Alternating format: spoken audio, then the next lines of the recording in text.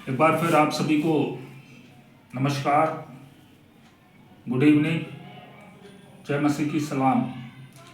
एक बार फिर हम आपके सामने उपस्थित हैं एक नई जानकारी लेकर। बाइबल में उत्पत्ति नामक पुस्तक के 10 अध्याय उसकी 8वीं आयत में जिक्र है और नमरूद के जन्म का विषय में लिखा है।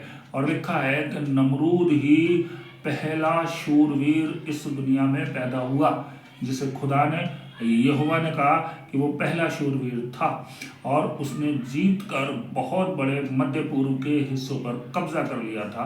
यानी कि सबसे पहला जो साम्राज्य बनाया गया, अन्य देशों में कब्जा करा गया, वो नमरूद ने किया। और इसका जिक्र कुरान में भी है और कुरान बताती है कि नमरूद जो था, जिसे बाइबल निम्रोद कहती है, इसने एक बड़े भूभाग को जीत लिया था और इसके यहाँ बहुत से बुत होते थे, जिनमें सबसे ऊंचा बुत इसका था।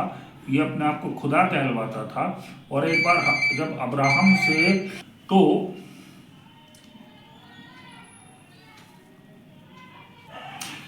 तो कुरान में लिखा है कि वो अपने आप को खुदा कहलवाने लगा था और अब्राहम से एक बार उनका मुकाबला हुआ और उन्होंने कहा कि मैं जिस खुदा को मानता हूँ लोगों को जिंदा भी करता है और मार भी सकता है। तो उसने 2 दासों को बुलाया और जिनको मारना था, मृत्युदंड देना था, उनको आज़ाद कर दिया और 2 निर्दोषों को तलवार से मार दिया।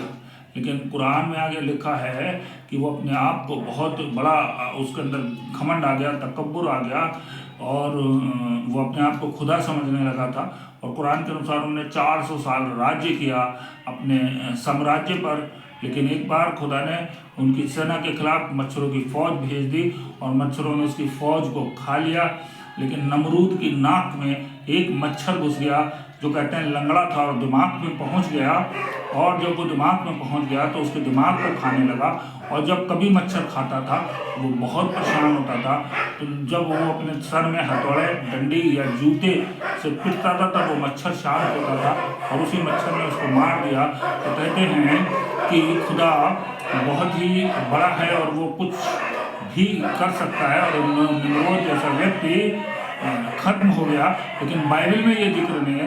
बाइबल उसे शूरवीर कहती है, बहुत बड़े भूभाग को उन्होंने कब्जा किया था ये बताती है और वो बहुत देशों तक अपने साम्राज्य को ले गया था। लेकिन दोनों में निम्रोद का जिक्र है।